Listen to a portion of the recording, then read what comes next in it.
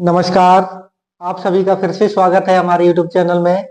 देखिए, डेरिवेशन अनंत लंबाई के एक समान आवेशित सीधे तार के निकट वैद्युत क्षेत्र की तीव्रता बहुत आसान कर दूंगा। देखिए, अनंत लंबाई के एक समान आवेशित सीधे तार के निकट वैद्युत क्षेत्र की तीव्रता, हमारे सीधे तार हैं और एक समान आवेशित हैं। तो देखो,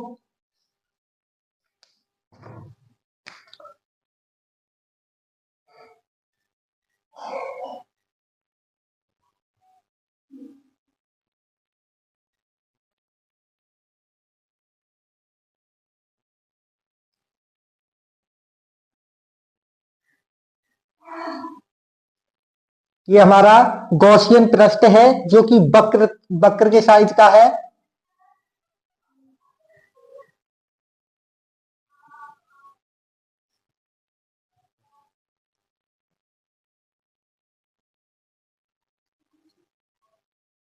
ये एक सीधा तार है।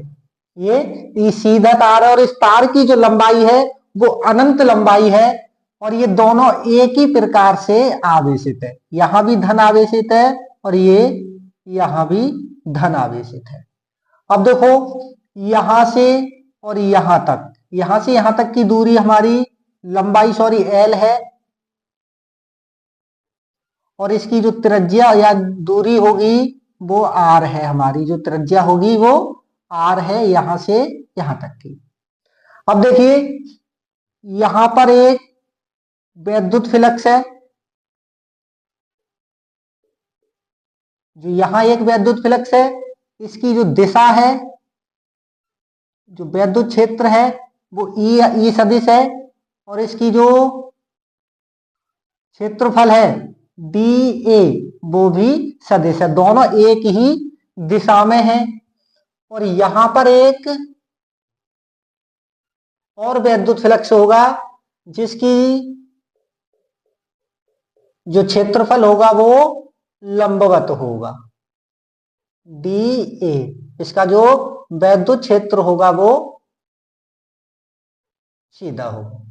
तो देखिए, जब इसकी लंबवत है और ये इधर है तो यहां एक कोण भी बनेगा, पर उस कोण का मान 0 होगा। ठीक है, और ये हमारा क्या है, गॉसियन पृष्ठ। ये हमारा गॉसियन पृष्ठ है। देखिए, हल करते हैं। जब हमारे पास ये है तो देखो, रेखीय आवर्धन, रेखीय आवर्धन क्या होगा, हमारा रेखीय आवर्धन हो जाएगा आवेश का लेमडा बराबर क्यू बटे एल। ये हमारा आवेश का रेखीय आवर्धन होता है लेमडा बराबर क्यू बटे एल। अब जब लेमडा बराबर क्यू बटे एल है तो हमें क्षेत्रफल डीए की तरफ से गुजरने वाले वैद्युत फ्लक्स से निकालना है। पहले हम क्षेत्रफल की तरफ से निकाल लेते हैं।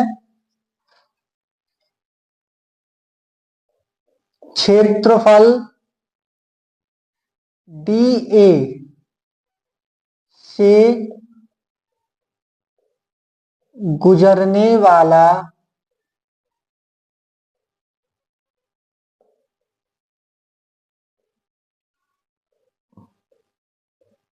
वैद्युत फ्लक्स फाई ई बराबर, देखो, वैद्युत फ्लक्स से गुजरने वाला, हमारी वैद्युत क्षेत्र से गुजरने वाला जो हमारा वैद्युत फ्लक्स होगा वो क्या होगा, देखिए, ई डी ए। ये भी सदिश है और ये भी सदिश है। ये हमारा क्षेत्रफल डीए से गुजरने वाला वैद्युत फ्लक्स होगा। अब देखो, गॉसियन पृष्ठ से निकाल देते हैं। अब हमने ये निकाल लिया, अब गॉसियन पृष्ठ से निकाल लो। गॉसियन पृष्ठ से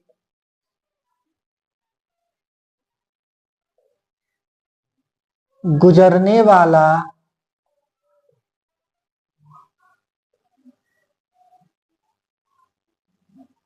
गॉसियन पृष्ठ से गुजरने वाला वैद्युत फ्लक्स।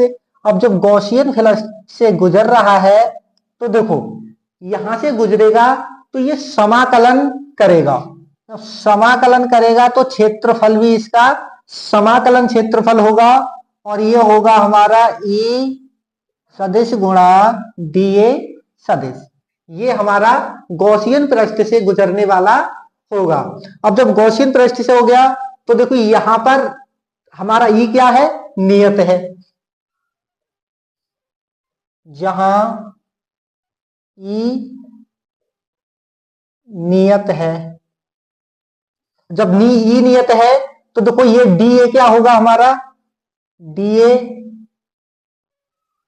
वक्र पृष्ठ का क्षेत्रफल।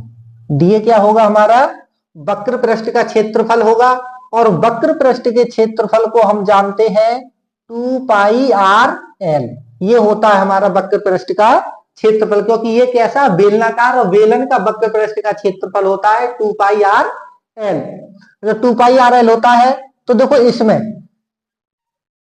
आगे हल करते हैं तो देखो समाकलन, ये है जो समाकलन है हमारा, उसका इतना हो जाएगा, तो ये हो जाएगा हमारा E फाई E बराबर E, और dA की जगह क्या लिख देंगे हम, 2πrl। 2πrl लिख दिया, क्योंकि देखिए समाकलन क्षेत्र और dA इन दोनों के बराबर क्या होगा, वक्र पृष्ठ का क्षेत्रफल। तो समाकलन A और dA की जगह हमने क्या लिख दिया, 2πrl। 2πrl लिख दिया।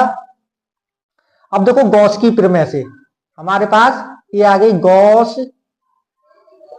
की प्रमेय से। अब गॉस की प्रमेय से क्या होता है, फाई E बराबर Q बटे एप्सिलॉन नॉट। ये गॉस की प्रमेय से होता है, और ये हो गई हमारी समीकरण नंबर 1, और ये हो गई हमारी समीकरण नंबर 2। अब ये समीकरण नंबर 2 अभी नहीं कर सकते, अभी मत करो, क्योंकि देखिए यहां देखो लैम्डा बराबर क्या है, Q बटे L। अब देखो इसी को हम सही Q का मान निकाल लें तो देखो Q बराबर क्या हो जाएगा, तो जो L है वो कहां चला जाएगा, इसके भाग में, तो लैम्डा L ये हो जाएगा हमारा Q का मान, आवेश का रेखीय आवर्धन। ये तो अब Q की जगह क्या रख देंगे हम, फाई E बराबर Q की जगह रख देंगे लैम्डा L बटे एप्सिलॉन नॉट। ये होगी समीकरण नंबर 2। अब देखो समीकरण 1 व 2 की तुलना करने पर, अब हम दोनों समीकरण की तुलना कर देंगे तो समीकरण 1 क्या है, वैद्युत क्षेत्र के लिए वैद्युत क्षेत्र की तीव्रता, वैद्युत क्षेत्र की तीव्रता, तो E हम बाहर ले लेंगे, बराबर क्या है हमारा 2πrl बराबर ये क्या हमारा लैम्डा L बटे एप्सिलॉन नॉट। ये हम दोनों की तुलना कर देते हैं तो देखो L से L कैंसिल हो गया यहां, और ये वाली कहां चले गए, यहां चले गए, तो E बराबर ये हो जाएगा हमारा लैम्डा बटे 2πr एप्सिलॉन नॉट। इतना ही बचा, क्योंकि यहाँ L कट गया, यहां से भी L कट गया, 2πr नीचे आ गया, एप्सिलॉन नॉट यहाँ दिया था।